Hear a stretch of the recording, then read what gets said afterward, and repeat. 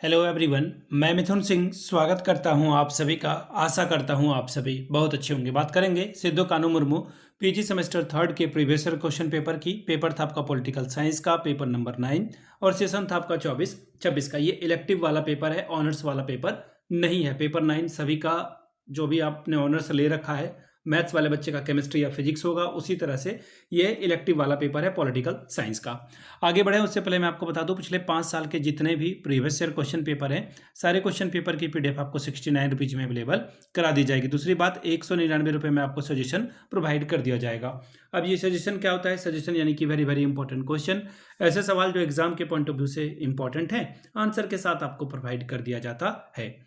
ये latest exam pattern पे आधारित है। दूसरी बात, आपका जो सिलेबस है, सिलेबस के जो भी टॉपिक है और जो इंपॉर्टेंट टॉपिक है उसको यहाँ पर ऐड किया जाता है। यहाँ से मेरी ईमेल आईडी आप देख लें, yourmithunsingh@gmail.com पे आप मुझे मेल कर सकते हैं। इंस्टा पे अगर आप डू फॉलो मी @imithunsingh। बाकी आप मुझे व्हाट्सअप कर सकते हैं 7979054474 पे। तो चलिए, सिद्धू कानू मुर्मू पीजी सेमेस्टर थर्ड के क्वेश्चन पेपर को देखेंगे, किस तरह का सवाल यहाँ पर पूछा गया था। यहाँ से आप देख पाओगे, ये रहा सेमेस्टर थर्ड, पेपर नंबर आपका ये 9, 2025 का क्वेश्चन पेपर। समय मिला था आपको 3 घंटे का, 70 नंबर का ये पेपर है।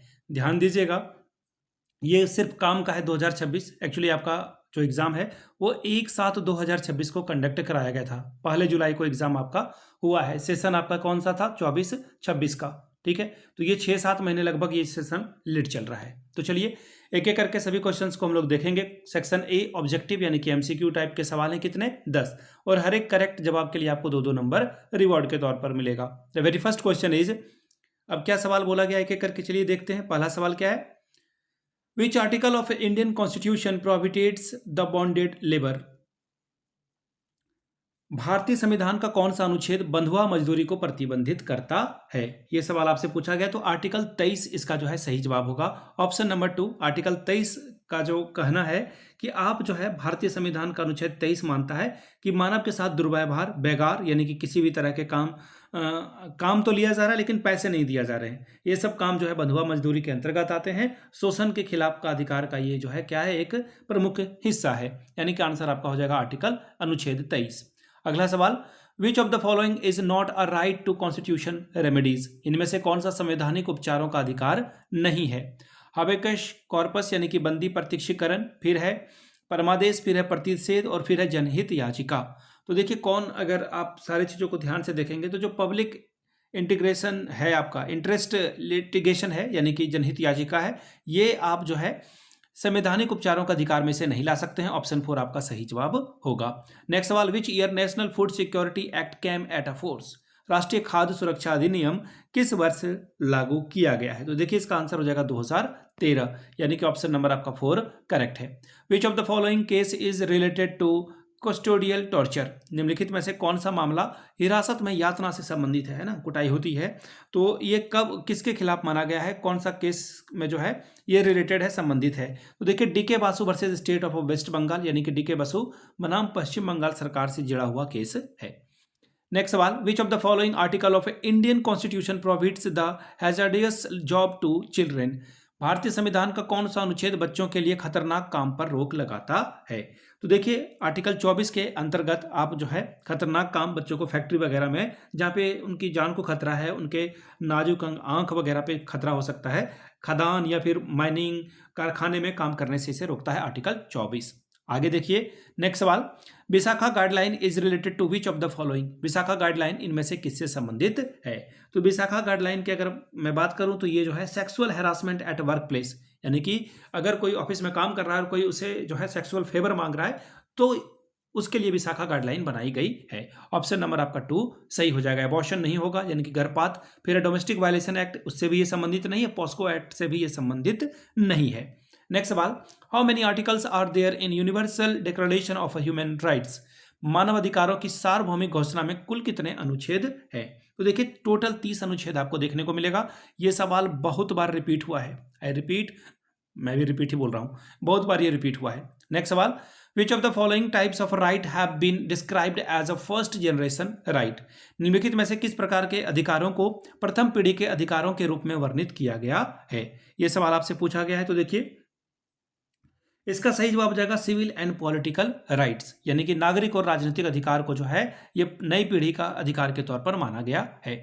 Which in which article right to education is guaranteed in India, किस अनुच्छेद में भारत में शिक्षा के अधिकार की गारंटी दी गई है?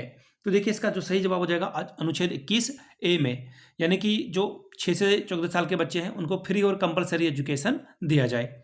When did the NHRC national human rights commission of India constituent, यानी कि इसकी स्थापना 1991 में की गई, 92 में की गई, 93 में की गई, ये बताइए। तो इसका आंसर हो जाएगा 1992 में, यानी कि ऑप्शन नंबर आपका 4 सही हो जाएगा।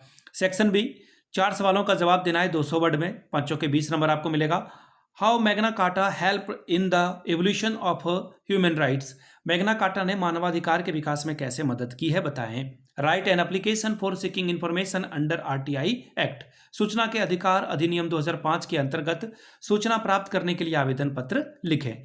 Briefly discuss the idea of human right in ancient India, प्राचीन भारत में मानवाधिकार के विचारों को संक्षेप में चर्चा करके बताएं। सवाल नंबर 5, how uniform civil code protect right of a women in India, समान नागरिक संहिता भारत में महिलाओं के अधिकार की रक्षा कैसे करती है। छठवां सवाल, what are the right of arrested person in India, भारत में गिरफ्तार व्यक्ति के लिए क्या अधिकार हैं।